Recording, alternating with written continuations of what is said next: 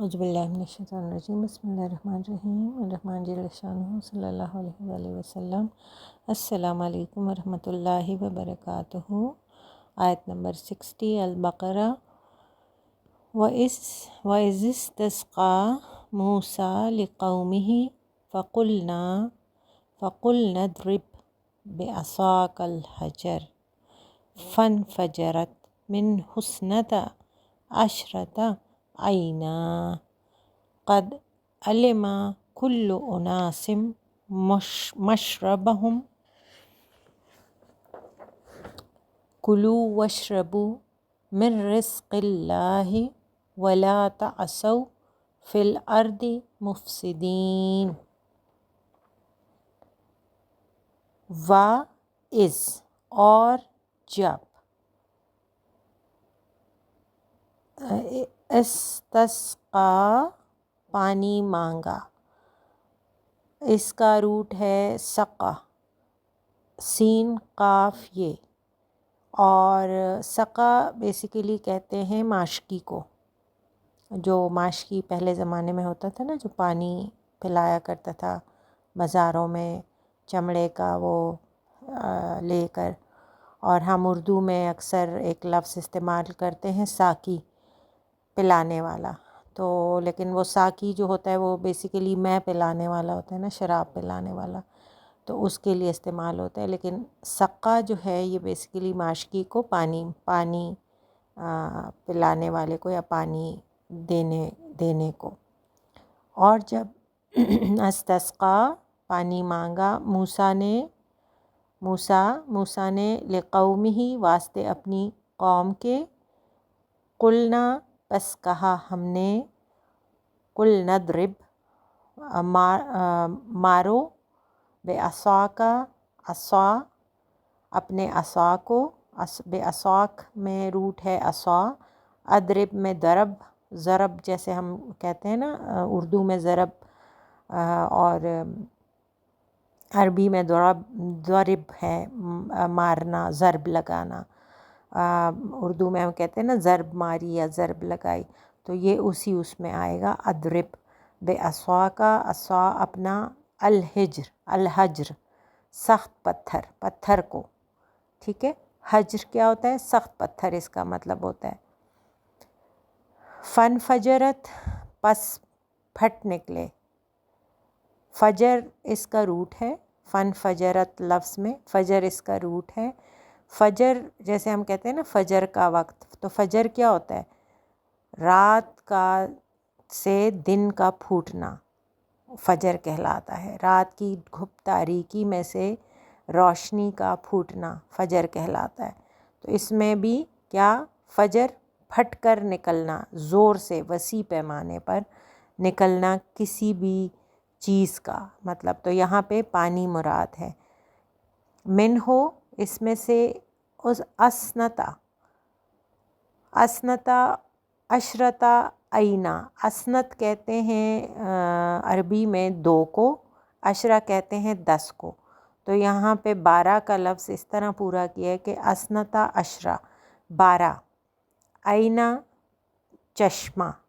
اچھا اب آپ کہیں گے کہ یہ عین تو آنکھ کو کہتے ہیں یا دیکھنے کو کہتے ہیں، تو اس میں چشمہ اور عین کا کیا تعلق ہے؟ جب ایک پتھر سے پانی نکلتا ہے نا، تو وہ جو اس کا جو پتھر کی ایک سوراخ ہو جاتا ہے اور اس میں سے وہ شفاف پانی باہر نکل رہا ہوتا ہے، تو اس کا ایک تو وہ امپیکٹ، اس کا وہ جو سوراخ میں آپ دیکھو تو وہ اس طرح آنکھ کی یہ جو گول دائرہ ہوتا ہے نا، اس کی طرح کا اس کا ایک سرکل سا بن کے وہ پانی نکلتا ہے، پریشر سے نکل رہا ہوتا ہے نا، تو ایک سرکل سا بنا کے نکلتا ہے۔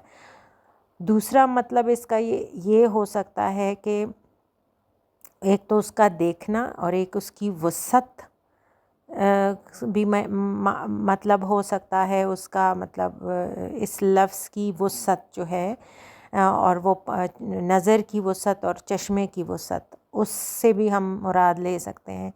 قط تحقیق، علم جانا، علم سے ہے، علم، تو علم جانا، کلن ہر مطلب مکمل. اناسن آدمی نے، یہ نوس اس کا روٹ ہے، نین واو سین. اور انسانوں کا گروہ، ایک تو الناس ہے نا انسان، تو انسانوں کے بھی ڈفرینٹ، مطلب ایک انسانوں کا گروہ، دوسرا انسانوں کا گروہ، تو 8-10 گروہ ہو گئے. تو وہ جو 8-10 گروہ ہیں وہ اناس ہیں. مطلب مشربہم، یہ جیسے شرب اس کا روٹ ہے، اور شرب کہتے ہیں پینے کو. شرب، شراب، یہ الفاظ جو ہیں یہ اسی سے نکلے ہیں. مشروب ہم کہتے ہیں نا، مشروب ہم نے پینے کی، پانی بھرنے کی، مشروب ہم کہتے ہیں کسی بھی پینے والی چیز کو، ہم اردو میں اس طرح کہتے ہیں، لیکن وہ شرب سے نکلا ہے. تو عربی میں اس کا مطلب ہے وہ جگہ جہاں سے ہم پانی کو بھر سکیں. مطلب گھاٹ یا کوئی، جیسے ہم کہتے ہیں نا ہینڈ پمپ کہیں گاؤں میں لگا ہو تو آج کل کے زمانے میں، اور وہاں سب جا کے اپنے گھروں کے لیے پانی لیتے ہیں. تو کلو، کھاؤ، وشربو، اور پیو، من رزق اللہ، اللہ کے رزق سے، وا، اور لا، مت، تعصو، پھرو. یہ تعصو کا روٹ ہے عین سین یہ. اور تعصب بیسیکلی ہم اردو میں کہتے ہیں نا تعصب. تعصب کیا ہوتا ہے؟ تعصب ہوتا ہے ہم جس طرح کہتے ہیں نا مذہبی فرقوں میں کا جو ہے پھیلنا جو ہے، اس میں یہ تعصب کی نشانی ہے. پھر آپس میں نفرت پھیل جانا تعصب ہوتا ہے. تو جب تعصب کا مطلب بہت وسیع اس لیے ہے کہ اس میں شدت کا عنصر بہت شامل ہے. شدت فساد، مطلب اس میں شدت تو ہے، لیکن شدت کس چیز، اس فساد کی شدت کا عنصر شامل ہے. اور اس میں صرف یہ فساد نہیں ہے کہ آپ لاٹھیاں اٹھائی ہیں اور آپ ایک دوسرے کو مار رہے ہو. اس سے نا ذہنی اور فکری فساد مطلب ہم مطلب لے سکتے ہیں. ذہنی اور فکری فساد اس قدر شدید ہوتا ہے کہ یہ آپ کا پورا ڈائنامک چینج کر دیتا ہے. تو اس لیے وَلَا تَعَصَّوْا، وہ جو پھر جاتے ہیں، مطلب بالکل آپ کا آپ کے ذہنی اور فکری جو ڈائمیٹر ہے نا، اس یا تو ایکسپینڈ ہو جاتا ہے یا پھٹ جاتا ہے بالکل. مطلب آپ ڈفرینٹ اینگلز میں منتشر ہو جاتے ہو. فی الارض مفسدین، اور پھر بیچ زمین کے فساد کرتے ہو. اب فساد اور تعصب کا لفظ اس آیت میں اتنا خوبصورتی سے استعمال ہوا ہے نا اللہ کے کلام پہ، سبحان اللہ سبحان اللہ، کہ یہ ایک تعصب کا ورڈ استعمال ہوا ہے جو کہ اتنا کمپیکٹ ورڈ ہے نا کہ ذہنی اور فکری انتشار اور شدت اس میں آتا ہے نا تعصب. اور مفسدین فاسد، اس کا وہ ہے فساد کرنا. فساد کیا ہے؟ مفسد کیا ہے؟ جبر، ظلم، زیادتی کرنے والا، فساد کرنے والا. فساد کیوں ہوتا ہے؟ فساد تب ہوتا ہے جب آپ کی جو بیڈ ایول جو آپ کی تھنکنگ ہوتی ہے وہ تھنکنگ سے نکل کر پریکٹیکلٹی میں آ جاتی ہے، تو فساد شروع ہو جاتا ہے. تو اب وہاں پہ تعصب ہے، ذہنی اور فکری فساد ہے، اور یہاں پر وہی ذہنی اور فکری فساد جب پھیلا تو اس نے جبر، ظلم اور زیادتی میں کنورٹ ہو گیا. تو یہ لوگ پھر کیا کرتے ہیں؟ یہ لوگ یہ کرتے ہیں. اب ہم اس کا جو ہے بامحاورہ ترجمے پہ آتے ہیں تاکہ آپ کو آیت کی سمجھ آ جائے. اور جب موسیٰ نے اپنی قوم کے لیے پانی مانگا تو ہم نے کہا کہ، کس نے کہا؟ اللہ نے موسیٰ علیہ السلام کو کہا کہ اپنی لاٹھی پتھر پر مارو. الحجر ہم نے کہا، اور عصا جو ہے وہ لاٹھی. پر مارو، چنانچہ اس میں 12 چشمے پھوٹ نکلے۔ ہم نے پیچھے ذکر کیا نا، اسنتا عشرہ عینا، 12 چشمے، ٹھیک ہے، پھوٹ پڑے۔ ہر گروہ نے اپنا پانی پینے کی جگہ معلوم کر لی۔ اب یہ دیکھیں، یہ قدرت ربی، اللہ کا کرم کہ 12 گروہ تھے، 12 قبیلے تھے وہ حضرت موسیٰ علیہ السلام کے، تو ہر قبیلے کو الگ الگ اس میں سے چشمہ دیا گیا۔ کھاؤ پیو اللہ کے رزق سے اور زمین میں فساد نہ پھیلاؤ۔ اب اللہ پاک کا اس کا میں تھوڑا سا سیاق و سباق اور آپ کو پچھلے حوالہ بتاتی ہوں۔ یہ فوراً پچھلی آیت سے اس کا ریفرنس نہیں ہے، اس کا ریفرنس ہے جب یہ قوم سمندر عبور کر کے جب یہ لوگ پہنچے صحرائے سینا میں، تو یہاں پہ ظاہر ہے جیسے پہلے میں نے ذکر کیا کہ اس میں قرآن پاک میں اللہ پاک نے فرمایا کہ ان کے اوپر بادلوں سے سایہ ہوا، تو اسی طرح ان کو کھانے کے لیے ان کو ملا، من و سلوہ ملا، اور اسی طرح جب پانی کی ضرورت اللہ پاک نے کیسی پوری کی کہ پانی کی ضرورت ایسی پوری کی کہ حضرت موسیٰ علیہ السلام کو اللہ کا حکم ہوا کہ اپنی عصا جو ہے وہ چھوٹی لکڑی نہیں ہوتی، وہ اچھا خاصا ڈنڈا ہوتا ہے بڑا، جس پہ وہ چلتے بھی تھے اور جس سے وہی عصا جو سانپ بھی بن گئی تھی۔ تو انہوں نے جب وہ مارا ایک پتھر پر، ایک بڑا سا پتھر تھا، تو اس میں سے 12 چشمے پھوٹ پڑے۔ اب یہ بھی ہو سکتا تھا کہ اللہ پاک ایک نہر ہی جاری کر دیتے، لیکن اللہ پاک نے پتھر سے 12 ہی، جتنی وہ 12 قبیلے تھے اس میں 12 چشمے جاری کر دیے۔ وجہ کیا تھی؟ اللہ پاک اس قوم کے نافرمانیوں سے واقف تھے کہ ابھی اگر میں نے ایک نہر جاری کر دی، اللہ پاک نے اگر نہر جاری کی ہوتی تو یہ اس پہ بھی لڑتے، ایک کا پانی بند کرتا، دوسرے کا پانی بند کرتا۔ تو اس میں بھی اللہ نے کی اتنی بڑی، قربان جاؤں اپنے رب کے، کہ اتنی پیاری طریقے سے انہوں نے اس کو بھی کہ یہ لوگ فساد نہ کریں، تو اللہ پاک نے اس کو بھی جو ہے 12 چشمے، اور ہر ایک کو ان کے قبیلے کے حساب سے ایک چشمہ عطا ہوا تاکہ یہ لوگ جو ہے فساد نہ کریں۔ تو اب اس میں جو سمجھنے کی باتیں ہیں اس آیت میں، وہ اس پہ ذرا غور کرتے ہیں، تو پھر ہم اس کے آگے جو ہے ریفرنسز بھی تھوڑا سا لے لیں گے۔ اب اس میں جو سمجھنے کی بات ہے، ایک تو سقا ہے، سقا پانی جو ہے موسیٰ علیہ السلام نے اللہ پاک سے اپنے قوم کے لیے مانگا۔ موسیٰ علیہ السلام بہت شفیق مہربان اپنی قوم کے لیے تھے، اور وہ بار بار اپنی قوم کی بے جا خواہشیں اور بے جا ضدیں، اور وہ پھر چلے جاتے تھے رب کے پاس، پھر جو ہے اللہ سے مانگتے تھے، ان کے لیے گڑ گڑاتے تھے، تو پھر اللہ پاک ان پہ کرم کر دیتے تھے۔ تو جب یہاں بھی آئے تو ظاہر ہے سایہ، کھانا پینا، یہ ایک بیسک نیسیسٹی ہے کسی بھی انسان کے زندہ رہنے کے لیے۔ تو کھانے کے لیے ان کو من و سلوہ اتارا گیا، سائے کے لیے ان کے اوپر بادل ہو گئے، اور پانی کے لیے ان کے لیے یہ 12 چشمے عطا ہوئے، اور وہ باقاعدہ ان کے سامنے، اب ان کی قوم کے سامنے یہ سارے، کہ اگر حضرت موسیٰ علیہ السلام پہ وہ پھر بھی اگر وہ نہ مانے کہ یہ اللہ کے نبی ہیں اور ہم نے ان کی بات ماننی ہے، ان کے سامنے وہ کہتے ہیں ہمیں پانی چاہیے۔ حضرت موسیٰ علیہ السلام کو حکم ہوتا ہے، وہ پتھر پر اپنی عصا مارتے ہیں، اس میں سے 12 چشمے جاری ہوتے ہیں۔ اس میں سے بھی اتنی اللہ پاک کا کرم کہ ہر قبیلے کے لیے ایک چشمہ، لاکھوں لوگ ہیں، لاکھوں لوگ وہاں پہ پانی پی رہے ہیں اور سیراب ہو رہے ہیں، اور اللہ پاک نے ان کے لیے مطلب وہ ہر ایک کا اپنا اپنا چشمہ بھی معلوم کر کے ان کو بتا دیا کہ یہ لوگ آپس میں ابھی اس بات پہ نہ لڑنا شروع ہو جائیں، کیونکہ اللہ ان کی اس سے واقف ہیں، جبلت سے واقف ہیں۔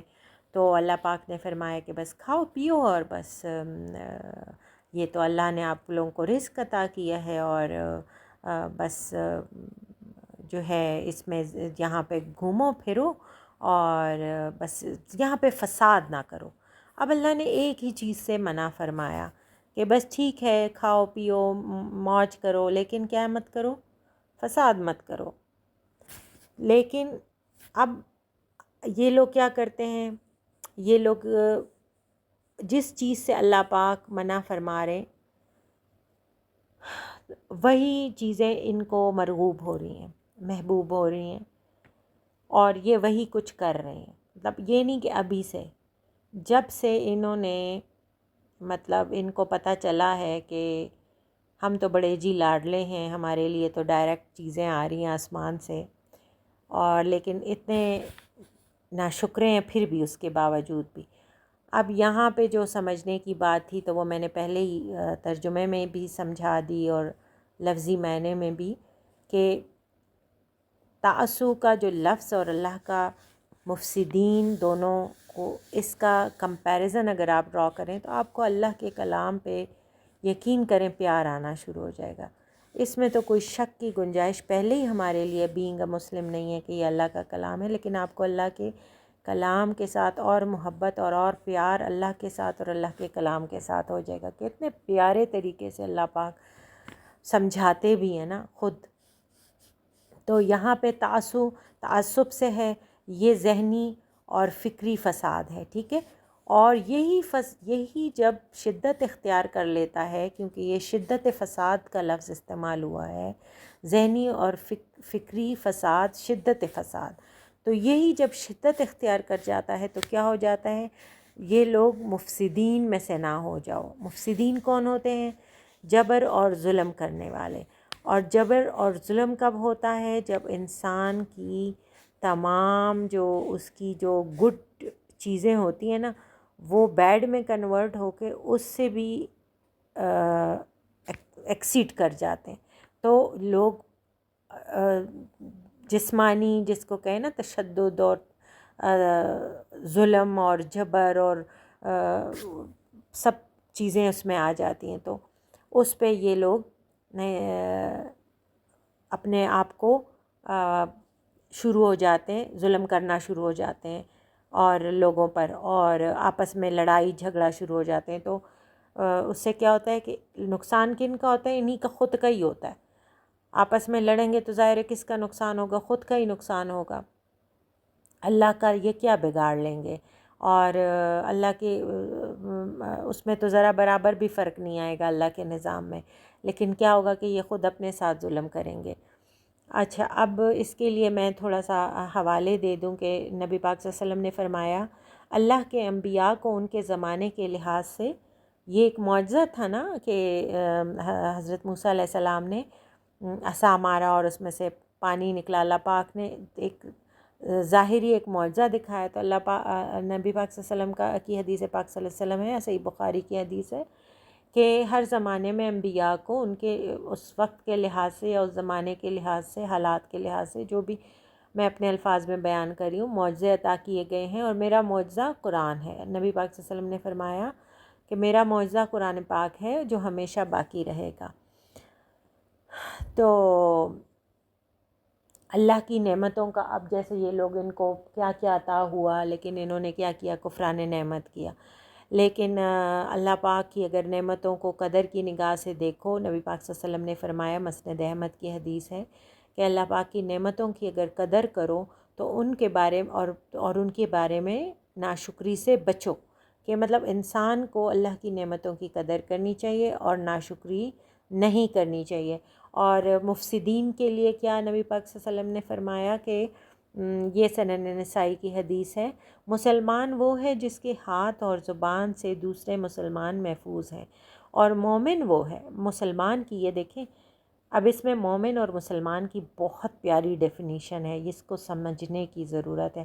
میں یہ چونکہ حدیث ہے تو میں بعض دفعہ حدیث کو ریفرنس میں ڈالتی ہوں، لیکن بعض دفعہ وہ اس لیے سمجھا دیتی ہوں کیونکہ اس کو سمجھنا بھی، وہ بھی ایک سمجھیں ایک فرقان ہے نا ہمارے لیے، وہ بھی نبی پاک صلی اللہ علیہ وسلم کے الفاظ ہیں ہمارے لیے، اس میں بھی فرقان ہے۔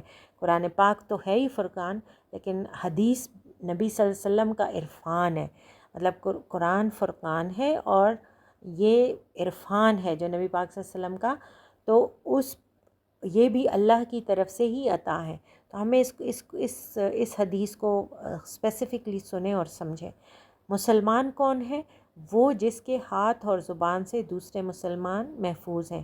اور مومن، مومن اب ذرا مسلمان میں اپ گریڈ ڈیفینیشن ہے، جو اللہ پاک نے کہا ہے نا مومنین مومنین قرآن میں بار بار آتا ہے، وہ ہے جس سے لوگ اپنی جان اور مال محفوظ سمجھیں، مطلب لوگوں کو خوف ہی نہ ہو کہ اس سے مجھے کوئی نقصان ہوگا، ان کو پتہ ہو کہ یہ جو بندہ ہے یا بندی ہے اللہ کی، اس سے مجھے کسی قسم کا کوئی خطرہ نہیں ہے۔ اور مسلمان کون سا ہے؟ مسلمان وہ ہے کہ جو کوشش کرے کہ اس کے ہاتھ اور زبان سے کسی کو تکلیف نہ ہو، ٹھیک ہے؟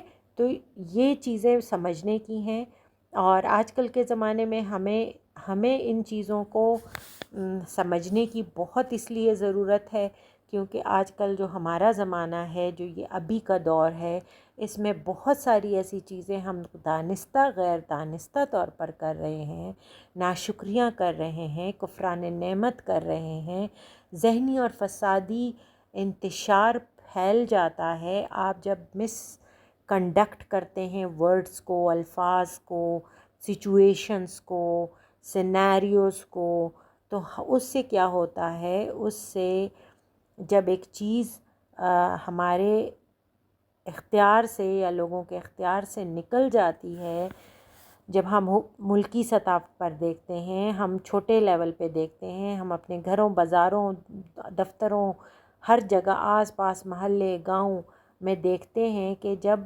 چیزیں غلط طریقے سے پریزنٹ کی جاتی ہیں، پھر جو اس میں نعمتوں میں ڈسٹریبیوشن میں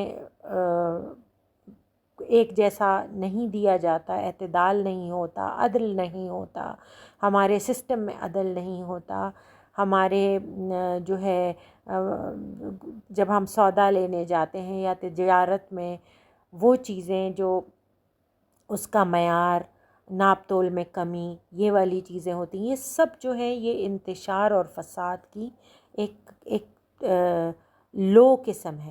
پھر جب یہی چیزیں بڑھنا شروع ہو جاتی ہیں تو اس سے کیا ہوتا ہے، تو اس سے لوگوں میں ایک انسیکیور والا ماحول شروع ہو جاتا ہے اور فساد شروع ہو جاتا ہے۔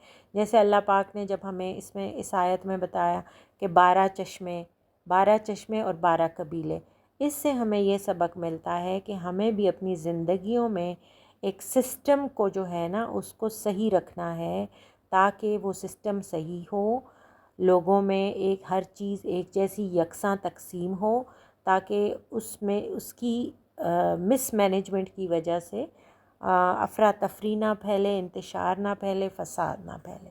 تو یہ اس آیت کا لیسن تھا، اور امید ہے سمجھ آ گئی ہوگی۔ اللہ پاک ہمیں بہترین انسانوں کی اس میں رکھے کہ ہم اعتدال کے ساتھ اور میانہ روی کے ساتھ اور جو ہے مخلص رہیں ایک دوسرے کے ساتھ، اور فساد کرنے والے نہ بنیں۔ آمین ثم آمین۔ صدق اللہ العلی العظیم۔